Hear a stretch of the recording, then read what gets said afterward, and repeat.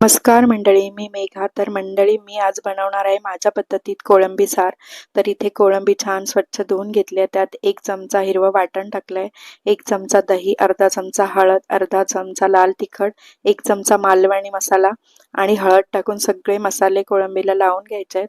मग आता इथे आपण कढई ठेवली आहे. तर कढईत 2 मोठे चमचे तेल घातले, 2 मोठे बारीक चिरलेला कांदा घ्यायचा आहे, कढीपत्ता फिरवून घ्यायचा आहे तेलात छान आणि त्यानंतर 1 चमचा वाटण टाकून तेही छान परतवून घ्यायचं आहे. मग आपण इथे एक मोठा टोमॅटो बारीक कापून घेतलाय, तोही छान परतवून घेऊन त्यात मीठ टाकायचं आहे आणि 1 मिनिटासाठी झाकण ठेवायचं आहे.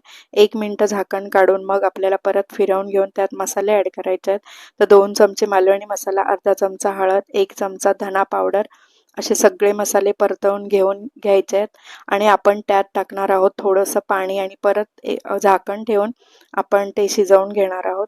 तर आता त्यात कोळंबी परतवून घेऊया आणि परतवून झाल्यानंतर आपण आता इथे 2-3 मिनिटासाठी झाकण ठेवून घेणार आहोत आणि मग परत 2-3 मिनिटानंतर झाकण काढून कोळंबी परत चमच्याने फिरवून घ्यायचे.